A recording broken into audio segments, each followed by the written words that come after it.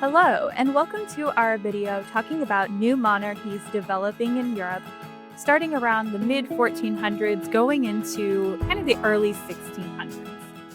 Here's a little bit of an overview of what we'll talk about in this video. We'll talk about the revival of kind of traditional monarchies in Europe. We'll talk about new monarchies in England, France, Spain, and the Holy Roman Empire. We'll talk about how they gained authority during this time, the revenue that they're going to use to back up their claims to authority, different diplomacy efforts, and what some of the impacts of these specific people inheriting these empires will be. So let's talk about the revival of the monarchy. So after 1450, we see these kind of regional feudal kingdoms become stronger, more unified national monarchies. And it's kind of the first beginnings of the idea of a nation state in a way. We see the rise of towns and alliances and growing business classes that are going to make the nobility a little bit less important than they used to be. And of course, after the big feudal shakeup, after the Black Plague, we see that the bonds of the feudal society are really broken. And along with that, in the same time period, we've got ideas about humanism from the Renaissance, providing us new concepts of a secular state, which just means that the church is going to have a little bit less of an influence over these monarchies than they used to have. Here's a little bit of a visual representation for you of who will be the main kind of, kingdoms that we'll be talking about. We've got the Spanish, the French, the British or English, and then the Holy Roman Empire. Now, throughout all of these different places, we're going to see some common themes develop. Number one, we're going to see that states are going to start consolidating their power a little more. This will start towards the end of the Middle Ages and throughout the Crusades, and it will kind of come to a peak here in the mid to late 1600s. We see that there is a reduced power of the nobles in almost all of these states. So through taxes, mercenary soldiers, different means, really, they're going to start stripping the nobles of the power. Because remember, in the feudal system, the nobles are really kind of at the top of that social hierarchy. The people are loyal to them rather than the king. And then again, a common theme for this era, we're going to start to see political power of religion. We're going to see that some clergy are going to maintain power. We'll see in one or two areas they might lose them, but we'll talk about the authority of the church in this time period as well. And then all of these states are going to have really efficient bureaucracies. They're going to make the structure in which their government is organized much more productive than it used to be. Now, the other thing to keep in mind is that there's going to be some opposition to these new monarchies developing. So some of those things that are going to be butting up against the monarch are going to be things like nobles trying to keep their power, again, clergy trying to keep and broaden their power, and then this idea of independent towns and city-states trying to be the center of these countries that no longer kind of will be. All right, let's start diving in. So we're going to look at four main empires today. We're going to look at England under the Tudors.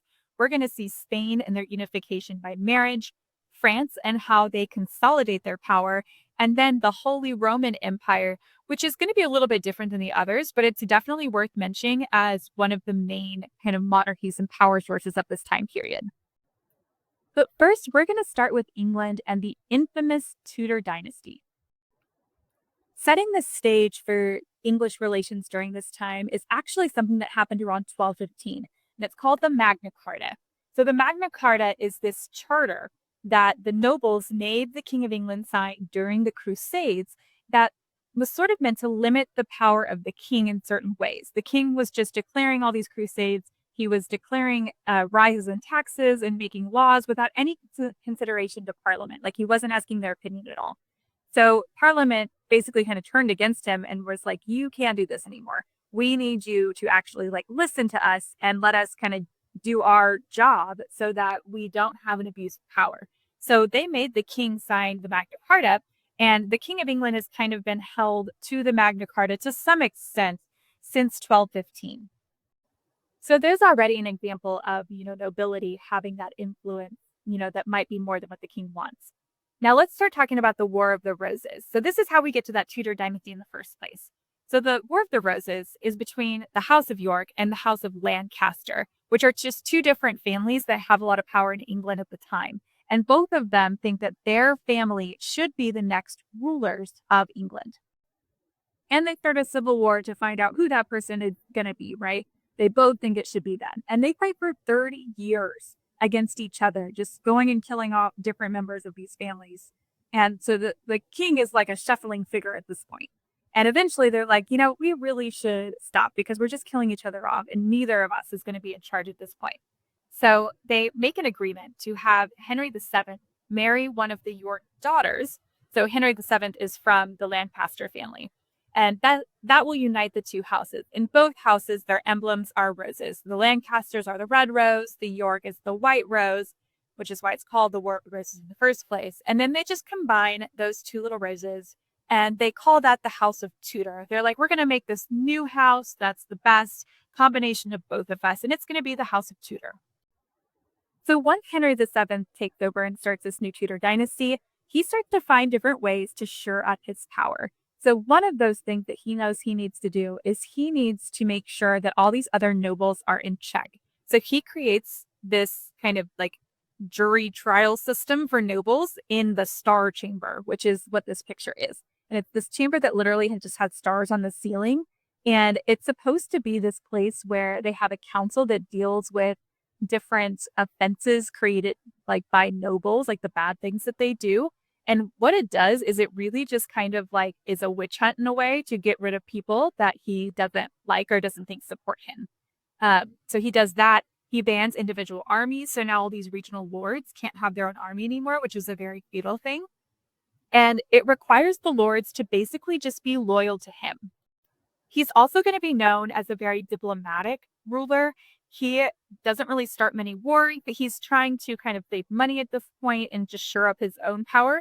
And he's known as a diplomat as well. So he actually promises his son in marriage to King Ferdinand and Isabella's daughter, Catherine of Aragon, from Spain in an attempt to gain that alliance with Spain. And of course, if you know anything about Tudor history, you know that the original son does not actually end up marrying Catherine of Aragon. It happens to be his second son who will become Henry VIII, the one that has all the wives that end up, either dying, beheaded, or, we've got like one or two that live. But essentially what happens is it's through his son that some more consolidation of power happens. This is where we see England creating their own church. So because Henry VIII wants to divorce his wife, who is, related to the King and Queen of Spain, he breaks from the Catholic Church to do that because the church does not grant him a divorce. And they create the Church of England, which further gives the king power because he is the head of the Church of England.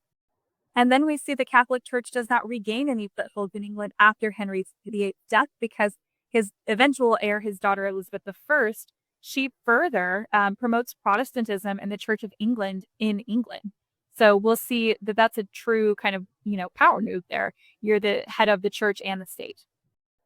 Okay, next we're going to head over to France and the Valois family. The rise of the Valois family really kind of starts with Louis VI.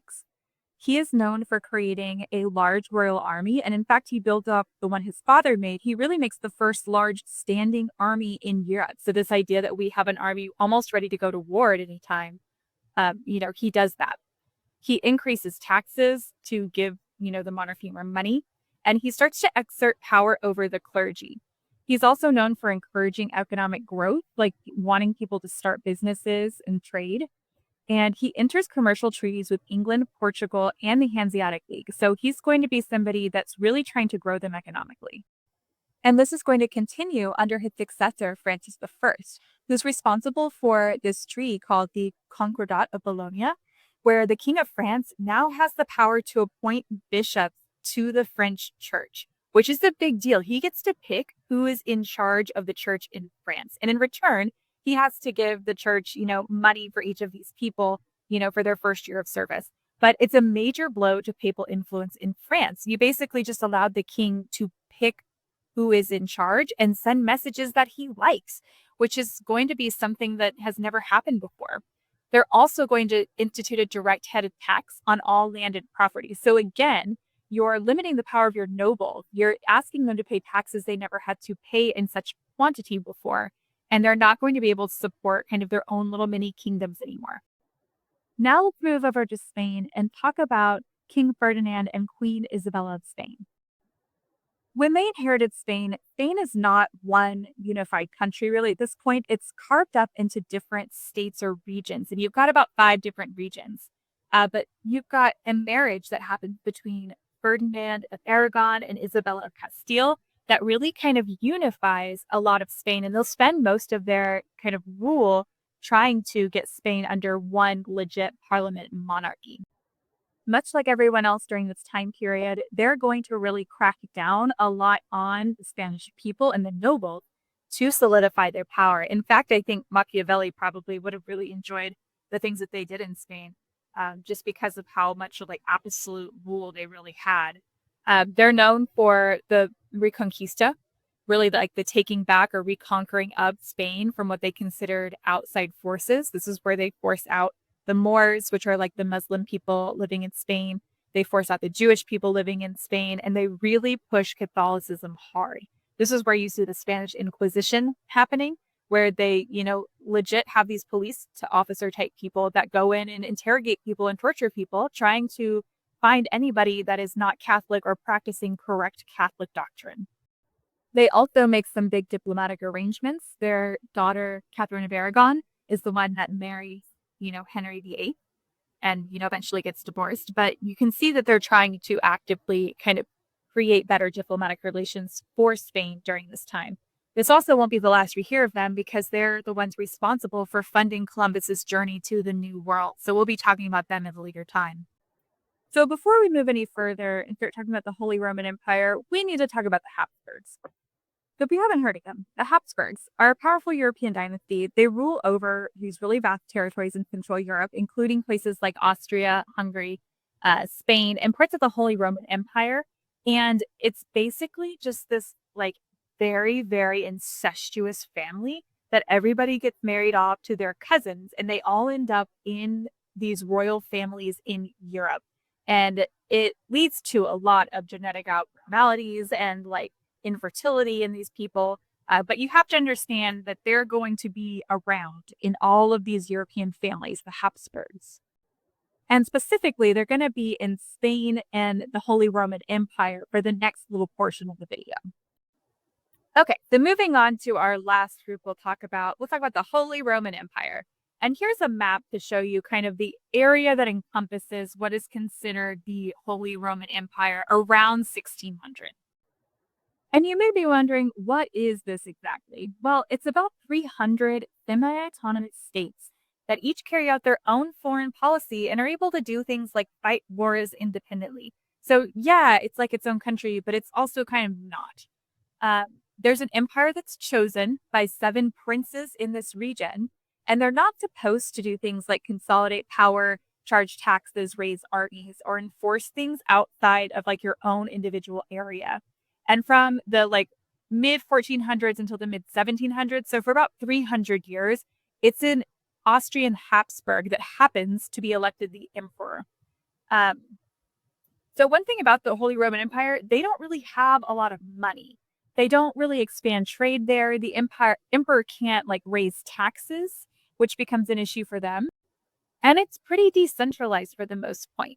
The real thing it has going for it is it's kind of like supposed to be connected to the Catholic Church. It's like God's empire sort of thing. So it does have that. But what ends up happening is Charles V, who is Isabella and Ferdinand's grandson, actually becomes the Holy Roman Empire. He is elected to it while he is also the ruler of Spain, which is a huge deal. So he basically takes Spain and then the Holy Roman Empire and combines it into one big empire. And this is, again, at the time of a rising Spain. This is where they're in the New World. They're making tons of money. And this becomes a big threat to the outside world. Protestants, Ottomans, the French, and honestly, the Pope is kind of threatened by all of this because, he's basically become too powerful at this point. So between him and then his son, Philip II, they find a way to basically centralize the Holy Roman Empire state, and it becomes a force to be reckoned with. And that's kind of how they're going to leave Spain and the Holy Roman Empire here at the end of the mid 1600s. And that's where we're going to end today with our new monarchies. So we saw the rise of England, France, Spain and the Holy Roman Empire during this period, centralizing their states and taking away kind of power from outside forces.